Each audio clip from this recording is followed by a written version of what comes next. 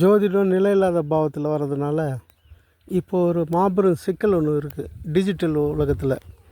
என்னன்னா, அதாவது எங்கள் கிராமத்தில் 2 கோவில் இருக்குது.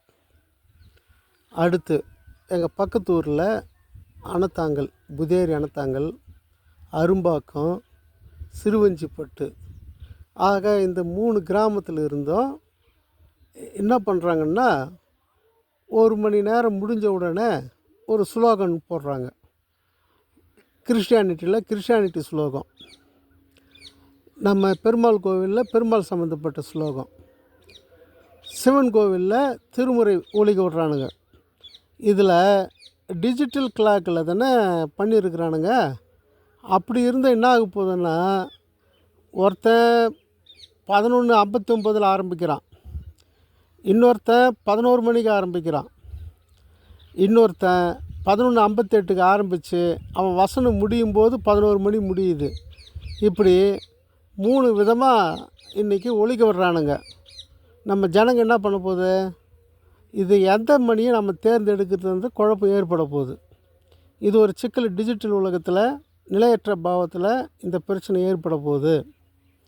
அடுத்து எனக்கு வந்துட்டு செவ்வாய் ஆதிக்கம் இருக்கிற பொழுதெல்லாம், செவ்வாய் புத்தியிலெல்லாம், அதாவது சுக்கர தசையில் செவ்வாய் புத்தியின் பொழுது திருவேற்காடு பகுதியில்,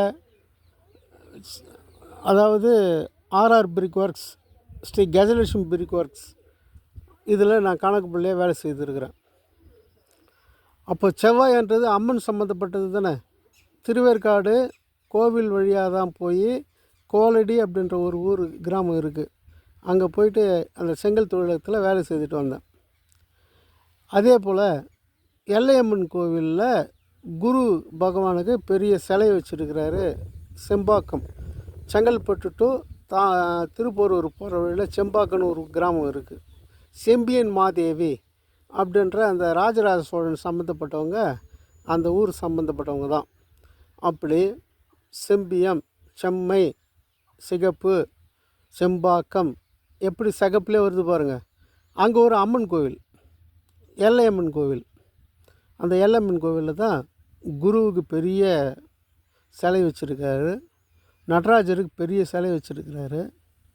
இப்படி அந்த செவ்வாய் சம்மந்தப்பட்ட, பூமி சம்மந்தப்பட்ட பெயருடைய இடத்துலலாம் எனக்கு செவ்வாய் புத்தி நடத்தும் போதெல்லாம் செவ்வாய் சப்சப்லாடாக வந்து 9ஆம் பாவத்துக்கு அது என்ன பண்ணுது, 2-4-60 தொடர்பு கொள்றதுனால என்னுடைய கர்மாலாம் அந்த பகுதியில் நடந்துருக்கு. இப்போ நான் உணர்கிறேன், ஒழுங்கு மரியாதையாக செவ்வாய் ஆதிக்கமாக இருக்கக்கூடிய 9ஆம் பாவ காரகத்துவத்தின் மூலமாகவே நாம் தொழில் பண்ணியிருக்கலாம். எனக்கு குரு என்ன ஆயிடுச்சுன்னா 4, 8, 10, 12 வச்சுக்கிட்டு வந்ததுனால ஜோதிடத்துறை, ஆன்மீகத்துறை, நான் அர்ச்சகர் பயிற்சி தமிழ் முறையில் பண்ணுறதுக்கு எஸ்ஆர்எம் யூனிவர்சிட்டியில் பட்டய வகுப்பு முடிச்சிருக்கிறேன். அனைத்து ஜாதியினரும் அர்ச்சகர் ஆகலான்றதில்ல. அதில் போனால் அவனுங்க பண்ணுற சேட்டைகள், அவனுங்க பண்ணுற தில்லுமுழுத்தனம் எல்லாம் அதை நாம் பிரபல்யப்படுத்த வேண்டியதாக இருக்குது. ஜோதிடத்துறையில் விளங்கலான்னு பார்த்தா, ஜோதிடத்துறையில் இருக்கிற பிரச்சனை நம்ம சுட்டி காட்டினா நாம் அவங்கள அடிமைப்படுத்துகிற மாதிரி நினச்சிக்கிட்டு நம்மளை ஒதுக்கி விட்டுடுறாங்க. காரணம் என்ன, செவ்வாய் 9ஆம் பாவத்தை வச்சுக்கிட்டு 2, 4, 6, 10 இருக்கிற காரணத்தினால 9ஆம் பாவத்துக்கு அதிகாரம் யார், குரு. அவர் என்ன பண்ணுறாரு, 4, 8, 10, 12 வச்சுக்கிட்டு போயிட்டார். செவ்வாய் வர வேண்டிய இடத்துல குரு வரணும்.